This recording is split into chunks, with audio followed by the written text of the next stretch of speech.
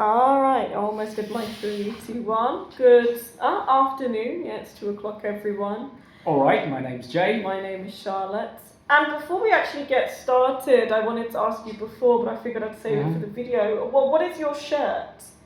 It's 300 years of Espagagoo. Is that this year?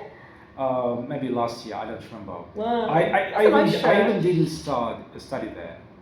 It's my wife's t-shirt. Oh, it's a nice shirt. I noticed it earlier, which is why I wanted to ask about it. We even passed by Henderson's it's not recently. Z. It's not Z. I thought it was 30 something. No, I was trying to see what it was. No. All right. I'm 46. All right. If you don't mind re-summarizing what it is that we're doing. We're discussing language questions. So mostly about learning languages, Russian and English. Yeah. Yes, so I'm going to preface this one. I'm kind of interested in these ones, so sorry, I've cheated and I've got some examples here as well.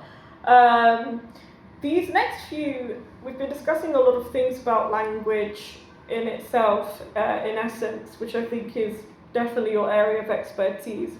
This next one brings me a lot of questions because I tend to focus, like as a learner as well, on more, let's say, I don't know how to describe it. Let's say the use of language purely socially, rather than like accuracy. Anyway, so, okay. Yeah. So the next statement, I'll read it out. It says, "How are you? Meaningless noise or essential social glue? Why this tiny question causes so much existential confusion for Russian speakers." For many Russians, "how are you" feels dishonest because people often don't expect a genuine answer. But in English-speaking cultures, the phrase isn't really about exchanging information. It's more like a social handshake. The question says, "I acknowledge your existence and I'm being friendly." Once you understand that, it stops feeling fake and starts feeling useful. I just wanted to read all of that out because I think it's a good summary of what it means by that. I have a lot to say about this topic, actually, but what do you think? Meaningless noise or essential social glue? For many Russians with a low level of knowledge of English and its culture, it's might be seen as meaningless noise. But it's all about cultural differences. Yeah, we should know, this is why I wanted to not just random phrases or words. We should know where and when to use them and what they really mean. Because sometimes people are really interested, but sometimes it's like patting someone on the shoulder. Yeah, I think it's one of the things where there has been another overcorrection, like in both ways. I see a lot of stuff which is like, Westerners, or often specifically Americans, are all fake and insincere. They don't really want to be your best friend if they ask you, "How are you?" But, I mean, I ask this very often if I want to know how the other person is. I think people have really overshot it with the whole insincerity I think Russians exaggerate this insincerity because when we say "здравствуйте" in Russian, we not literally mean health to every single person we greet. That's a good because we do not even think about it. Actually, it's like a greeting formula. That's it. Yeah. So once you start treating it as a greeting formula, you will stop feeling any awkwardness. Well, there's not always really a need to put too much stock into things. But if people are asking you "How are you?", you can answer and chat to them. Maybe they want to talk to you. Like I've had people who said, "Hi, how are you?" Of course in Russia because I live here, but it's not like a specifically Russian thing. People are like, "Oh, you don't really care how I am, you're being so fake." And it's like, maybe I want to chat to you about your day or know what's going on with you. It's really not that deep. We actually it just reminded me of an instance that occurred this week with someone I know who's also an English teacher. And they had an incident in class, an online group with kids, where they're all Russian, but some of them live in different countries, where one student, I think they're about 11, said to another student who lives in Israel, this girl said to another girl, "My mum says Israel is a bad country." And the girl who lives in Israel was like, "Well, that hurts my feelings. Oh. And it was just in the middle of like a random class, and it kind of blew up a bit because on the one hand people were like, oh, everyone should express their opinions, Yeah. and on the other hand it's like, you actually don't need to say everything you think all of the time. Exactly. Everyone should be mindful. Yeah. Mindful. Yeah. This is the word. And I think that we should all try to be more sensitive and yeah. So the point I actually Insensible. wanted to make with that was that like being insincere isn't like some evil, heinous trait, basically. Sometimes it's okay. You're not supposed to tell the whole truth if you're asked about something. You should take into consideration context. Yeah, and also just, it's important to have social skills if you want to be a member of society. Right, yeah.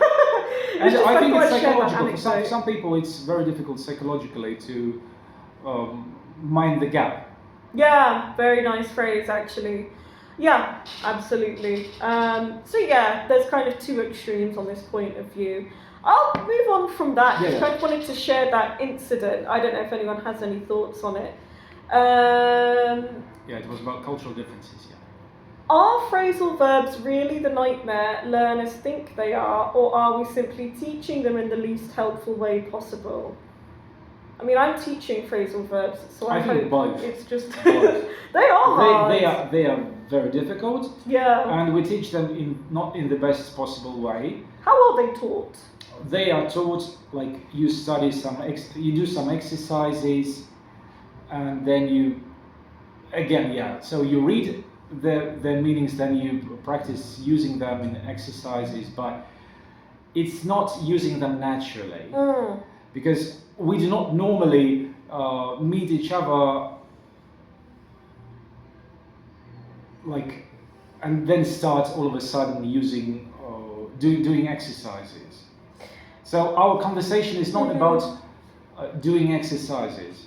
So the best possible way would be probably to pay attention to different phrasal verbs while watching films in English or in Russian, and picking up some phrases, writing out, and then trying to use them in different situations with native speakers. Yeah, it's kind of like what we usually do. I always do phrasal verbs with my more advanced learners because they are, a lot of the time you just have to learn it, I suppose. Start off finding the phrasal verb in context, like with films, for example, or in a text, because they are used very often, actually. And I can also add that it should be the students' initiative to write out the words from the films, because when I do know many Russian teachers of English who write out phrasal verbs from films, and then they teach their students these phrasal verbs. But the thing is, these phrasal verbs are interesting mostly for those teachers.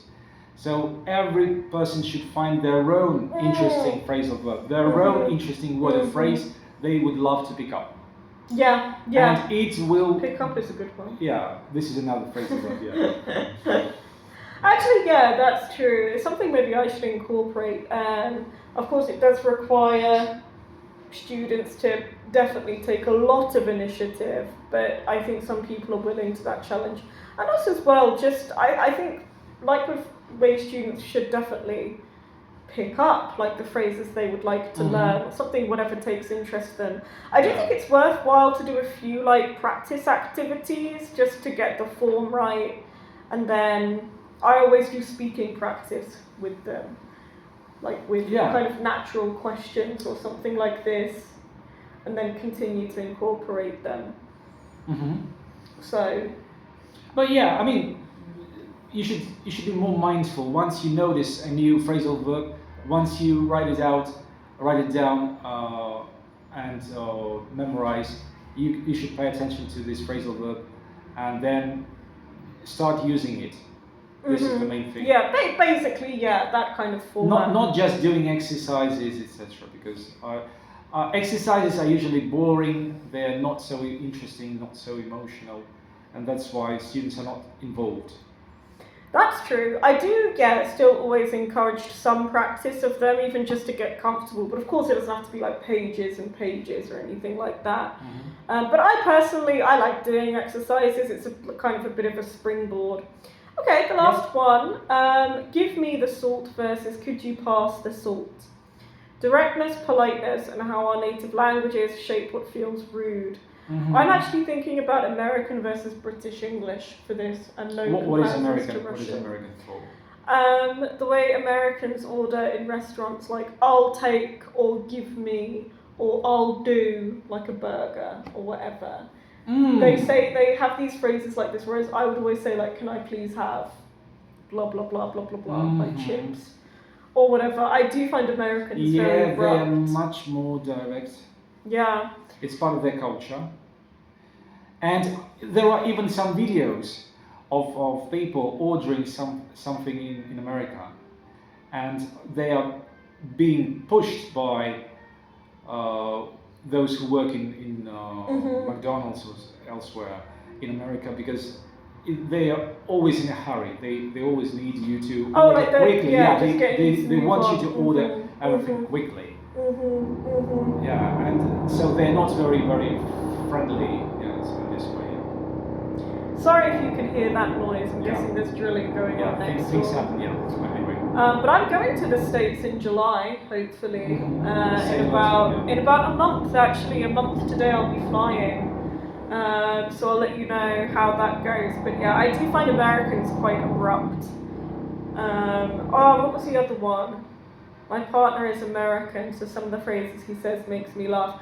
I also find it a bit rude. This is hard to explain without a good example, but the amount of times Americans just say okay to everything. I noticed this in a lot of TV shows. Okay, yeah. And also my partner does this as well. Saying okay. Well, in English we say alright. Alright, mate. Yeah, but in different meanings, not just greeting someone. Like, we were watching a show where a guy says to his girlfriend something like something emotional and sweet, like, you know, the only thing that matters right now is that we are together, something along those lines. And then she added okay. She just says okay, and I said to Ryan, like, don't you think that's rude? He was like, no, that's normal. And I was like, I think that's. Maybe it was about the intonation, because the intonation is also different. Yeah, because she just flat, she says okay. Maybe it was flat, yeah. It was. But even with the okay. Even with a high intonation of like, is that literally what you've got to say? Like, you will never say okay with a high fall, because it's a different word. Regardless of the intonation, I find that rude. But that could also just be my. It's like replying to some greeting, like okay.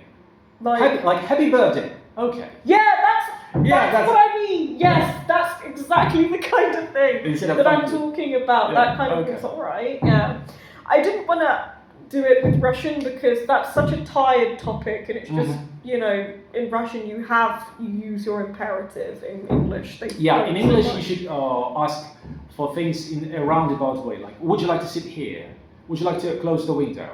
It's not whether you would like or not would like, it's a request. But just like, can you give me this? Yeah, can you give me this? Yeah. You don't expect people to answer something like, well, yeah, I can.